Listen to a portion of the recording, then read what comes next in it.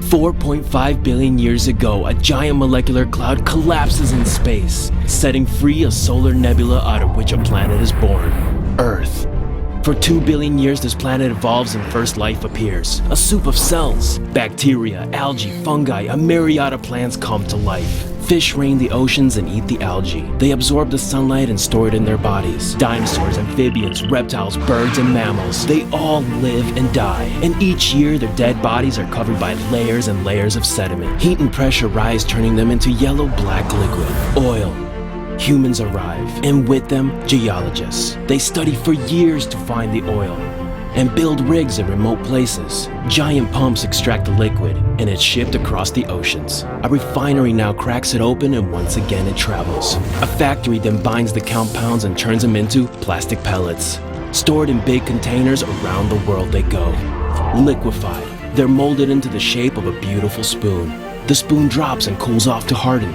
Wrapped in plastic, it is put into a box, and the box is put on a pallet, and the pallet is put into a container, and the container is put on a truck, and the truck drives to a port, where the container is put on a ship. And ship, the spoon arrives 6,000 kilometers around the world, where it is picked up by a merchant who puts it on a truck and drives it to a store, where it's placed on a shelf in a temperature-controlled room, where it sits for 2 months until you select it and pay for it with the money you've worked hard for, and you drive the spoon home, which is where you are standing right now with the spoon in your hand. Now tell me, do you still think it's too much effort to use a metal spoon that you just have to wash?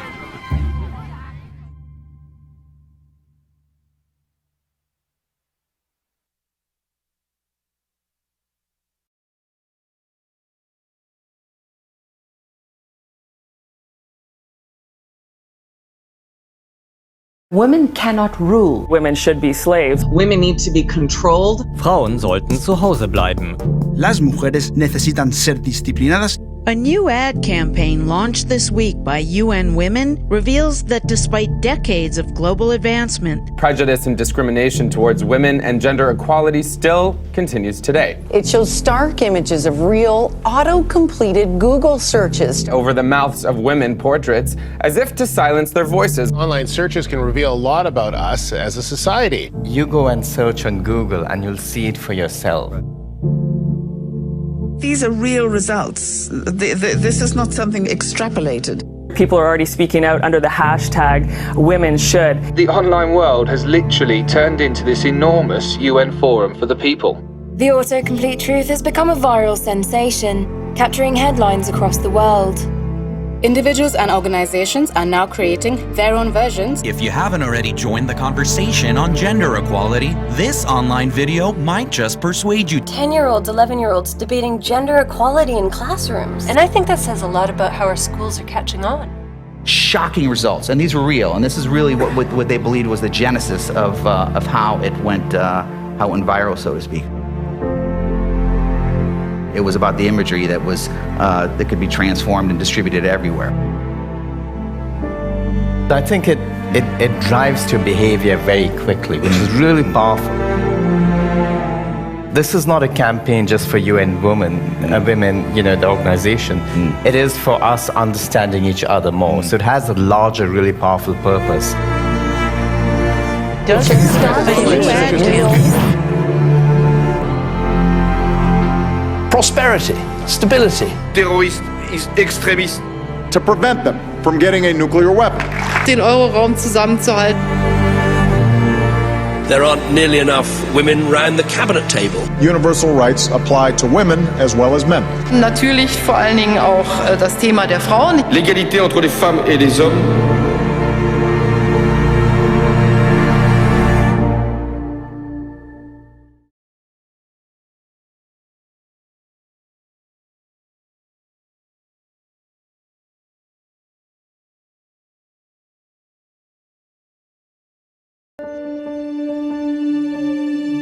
In Cambodia, half the population are severely anemic because their diet of fish and rice contains very little iron. Iron deficiency is the cause of many health problems and pregnancy complications, like premature births and miscarriages and even deaths. Iron pills are available but are far too expensive, so we needed to find a cost-effective solution. That's when we knew this had the power to change it all. We worked out that cooking with a piece of iron for 10 minutes could provide a family with up to 75% of their daily iron intake. The challenge was getting them to use it. They did, but just not for cooking. So we had to dig deeper if we wanted to help. And we found this, a cultural symbol of hope and good luck. The lucky iron fish. And the community has embraced it. Our team has been going out educating, promoting, and encouraging more families to use the iron fish. And the results have been life-changing. After only 9 months of regular medical trials and testing, we have seen a 50% drop in iron deficiencies and helped 54,800 people feel healthier and happier. The best part is, this is a sustainable solution, made from recycled material that undergoes strict quality control tests, handmade and packaged by the local community. The project provides hundreds of jobs along the way. And recently it received the stamp of approval from former U.S. President Bill Clinton. The Lucky Iron Fish is now a registered company for good, giving us the power to help millions of families around the world. Let's put a fish in every pot.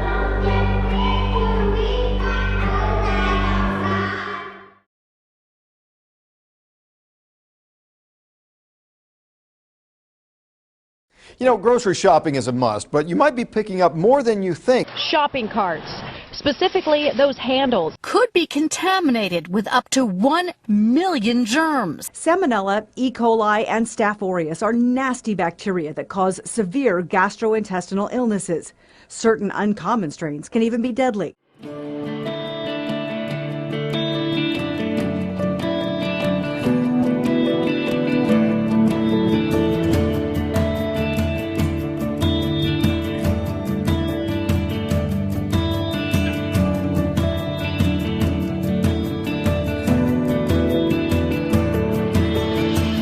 Lifebuoy is all about protecting people against germs and against infections. Think about how many people touches these trolleys every day. And just with one swipe, you can get them clean and disinfected with Lifebuoy.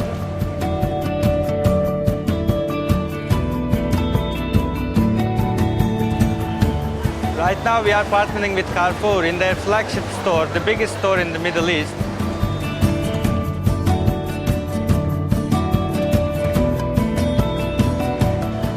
Very easy and very clean solution. When we hold the trolley, it is not clean. So generally when we leave the trolleys, we sanitize our hands. It makes me feel safe.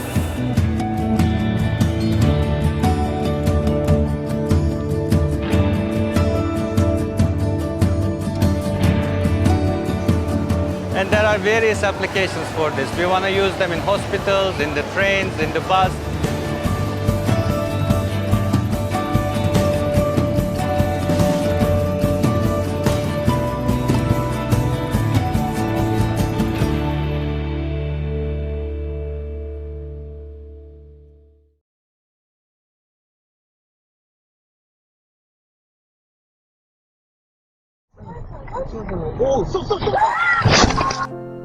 Reckless driving and tailgating are global problems.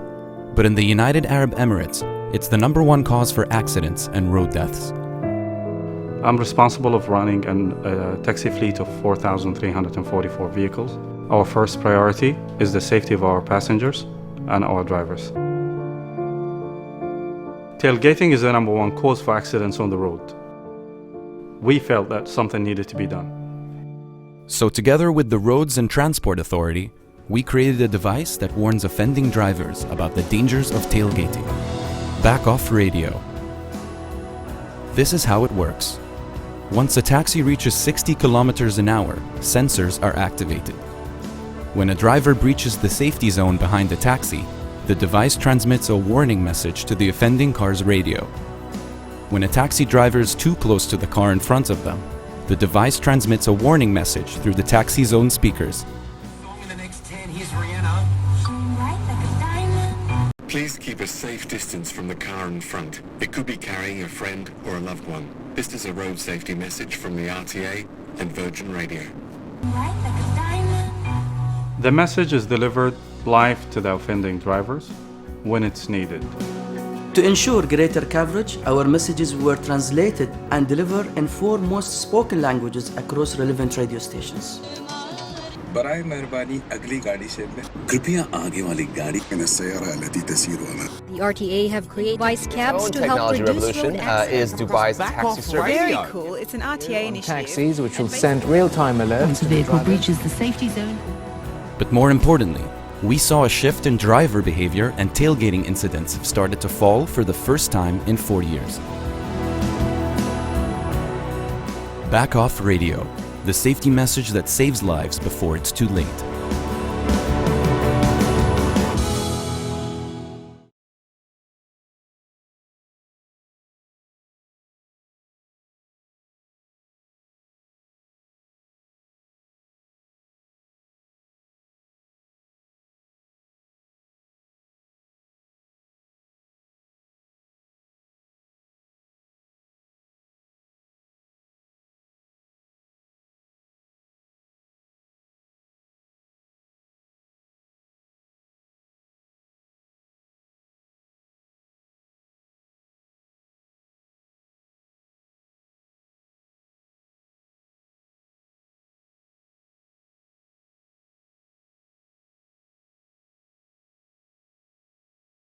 As a member of the U.S. Subcommittee of Investigations, were you or were you not aware of, and did in fact ignore, Lieutenant McElvoy's letter and its validity, when Colonel Jenkins of the BSI attempted to call off and consolidate all independent investigative activities, claiming that Mr. McCarthy's purported copy did not actually come from the Army files?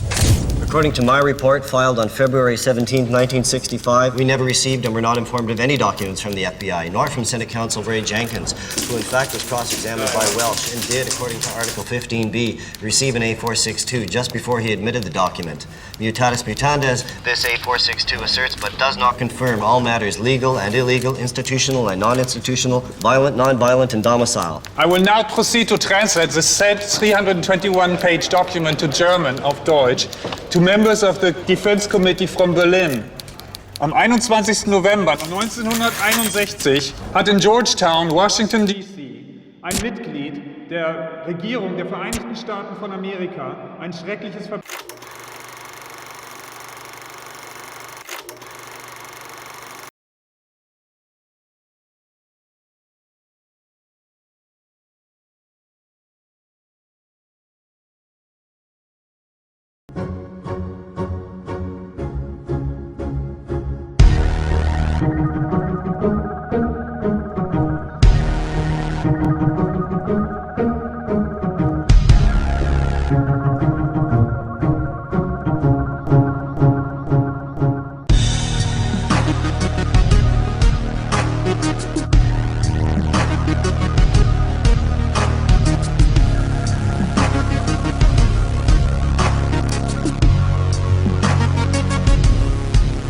When you put a dome full of air underwater, you really don't want this kind of thing to happen. So the store had to be secured firmly to the seabed. And to keep the air in the store fresh for every customer, oxygen was constantly pumped in. After we first got the concept, it then took a team of engineers, concept designers and architects 6 months to bring the whole project together. Every aspect was challenging.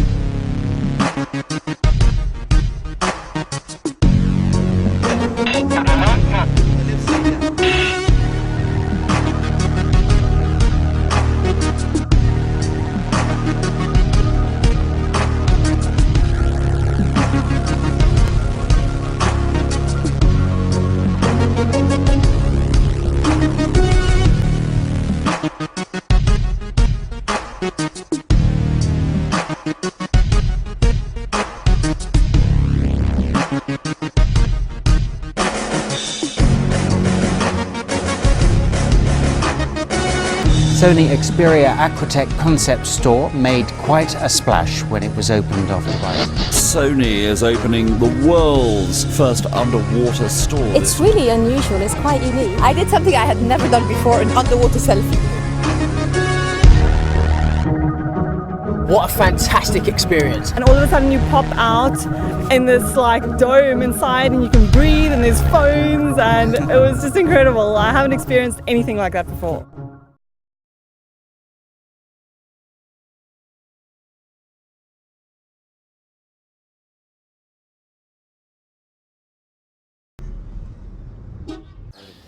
بقولك ايه اسمه امك ايه؟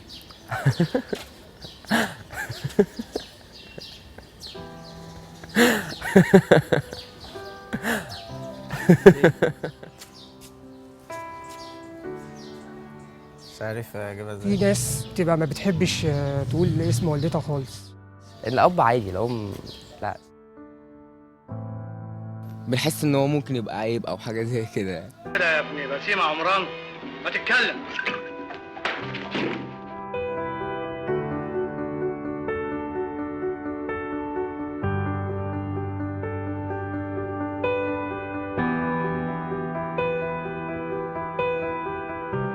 Hi, this is Jeremy Bowen from BBC News.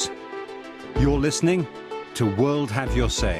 The video, accompanied with the hashtag #MyMother'sNameIs, has gone viral. Over 1.2 million people have watched, and we're heading straight to Egypt to hear a conversation prompted by a video asking men, very simply, to say their mother's name. After years, I remember mothers forget their names because nobody called them by their name. It's very important to start to give their mother their basic rights. I hadn't noticed it, but once I did, I went round asking people to tell me their mum's names. I even used it on Facebook. I said, my mum's name is Mona, what's your mum's name? People started to say their mother's name, and now they know that their mother's name is not only a term or a word that is used to refer to the woman that bear them, but also it's an identity. What this does is starts the conversation from the ground up, which is equally important. It's getting people to think about how we view gender, how we view equality. It's starting a broader conversation about the role of men and boys. Men are embarrassed to mention their mother's name. They'd rather use a boy's name or a man's name, even if he's not even present physically. So sometimes I would not even know how to respond. I mean, my brother's not around. Why is someone calling my brother's name? I have a name, they can just use that. Revealing your mother's name would get you into trouble. Well, my name is Shahira. They should call me by my name.